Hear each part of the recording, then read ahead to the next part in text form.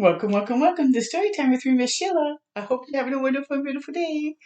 Today I'm in my kitchen to tell stories with some brownie cookies. Read the story that's called Stop and Smell the Cookies. Woo! So let's find out what it's about. Okay? Okay. Dash Gordon dragged his feet on the sidewalk all the way home from karate class. He was in a gloomy mood. It had not been a good morning. Oh, let's find out why. Dax loved karate. He loved it so much that sometimes he forgot Sensei's number one rule: no talking in class. And here you see him talking in class.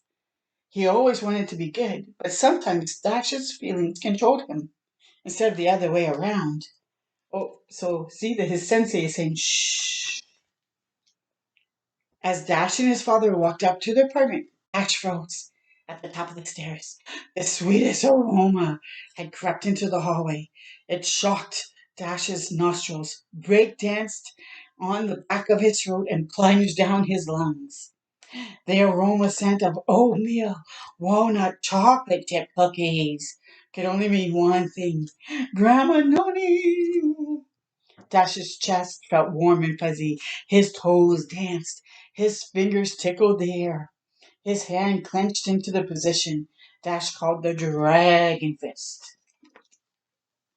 Dash leapt through the open door, and before he knew what was happening, the dragon's fist came down on Noni's tray. Cookies flew everywhere. Grandma Noni shook her head. Tears rolled down Dash's face. His day had gone from bad to worse. Oh. That afternoon, Dash went to Kate's birthday party. It was a gymnastics party, and all of Kate's guests raced through an obstacle course that ended with a zip line into a pit of foam balls. Dash was in heaven. That would be so fun. When it was time to eat, Kate's mom made Dash sit right next to her so she could keep an eye on him.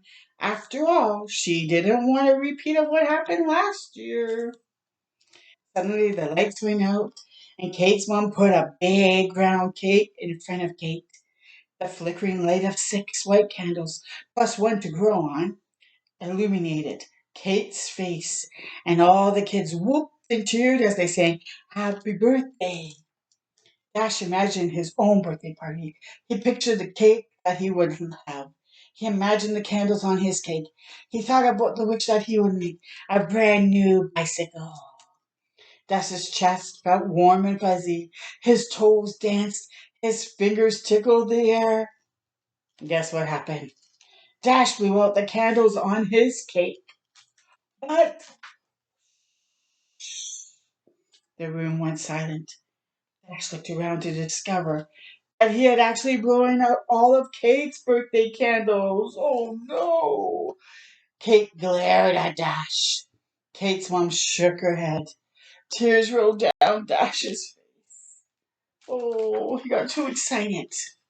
The next morning at school, Dash was determined to be on his best behavior. Miss Chang gathered the class on the rug and guided them through counting numbered squares.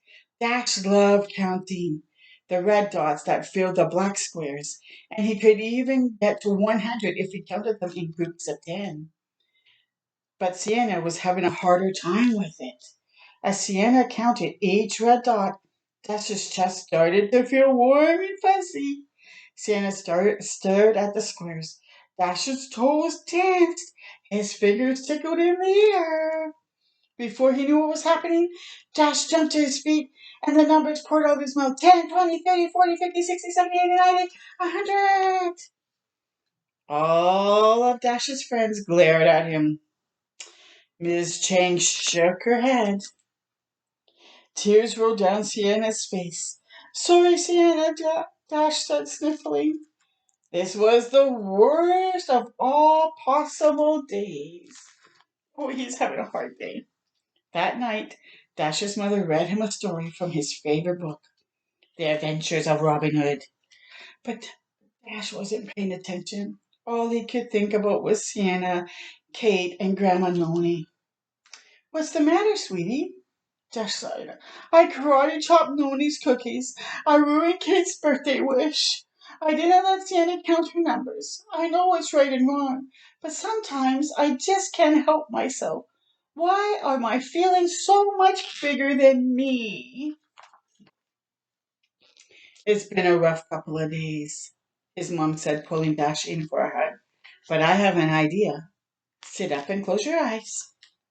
He did. His mom continued. First, let's smell Noni's cookies.